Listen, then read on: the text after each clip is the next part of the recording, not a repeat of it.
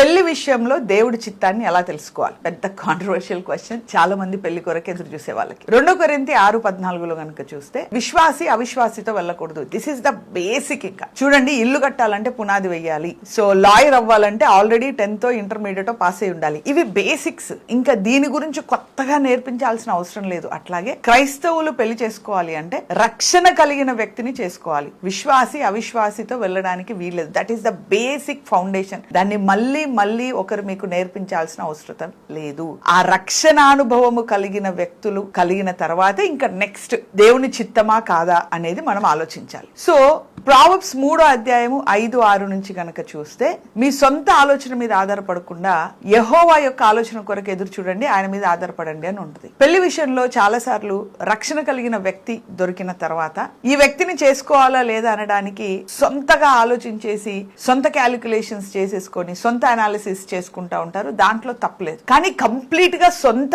Analysis మీదనే ఆధారపడకుండా దేవుని మీద ఆధారపడి దేవుడు తన చిత్తాన్ని ఏదో రకంగా న్యాచురల్ గానో సూపర్ న్యాచురల్ గానో బయలుపరిచే విధానము కొరకు మనం ఎదురు చూస్తే దేవుడు ఖచ్చితంగా పెళ్లి విషయంలో తప్పుదారి పడకుండా చేస్తాడు. తర్వాత proverbs 11:14 where there is no guidance people will fall. ఆలోచన చెప్పేవారు అనేక మంది ఉండటం మంచిది. కాబట్టి పెళ్లి విషయంలో ఒక 10 మంది గురించి ఆలోచనలు కనుక్కోండి. వాళ్ళ బ్యాక్గ్రౌండ్ ఏంటి, వాళ్ళ ఫ్యామిలీ బ్యాక్గ్రౌండ్ ఏంటి, వాళ్ళు ఎట్లాంటి వాళ్ళు ఎంక్వైరీ చేయండి, తప్పేం లేదు. తర్వాత 10 మంది ఆలోచనలను అడగండి. మేము ఇలా పెళ్లి అనుకుంటున్నాం, మీరు ఏమనుకుంటున్నారని. చాలా మంది ఏదో గూడు పుటాని లాగా పెళ్లి సంబంధం కుదిరించుకొని అలాగే చేసేసుకొని చాలా మునిగిపోయే పరిస్థితులు ఉంటాయి. తెలిసిన వాళ్ళు ఉంటే అడగండి, మొహమాట పడొద్దు. మీరు ప్రాపర్ ఎంక్వైరీలు చేసుకోండి. ఆలోచన చెప్పువారు 10 మంది ఉండుట మంచిది అని వాక్యం చెప్తుంది. సో కాబట్టి మీరు పెళ్లి దేవుడి చిత్తమా అని మీరు కనుక్కోవాలి అంటే మొదట విశ్వాసి అయిన తర్వాతే ఇంకా నెక్స్ట్ స్టెప్. విశ్వాసి కాకపోతే ఆ యొక్క సంబంధం గాని ఆ వ్యక్తి గాని ఆలోచనలకు కూడా రావడానికి వీల్లేదు. సో విశ్వాసి అయిన వ్యక్తి, రక్షణ పొందిన వ్యక్తి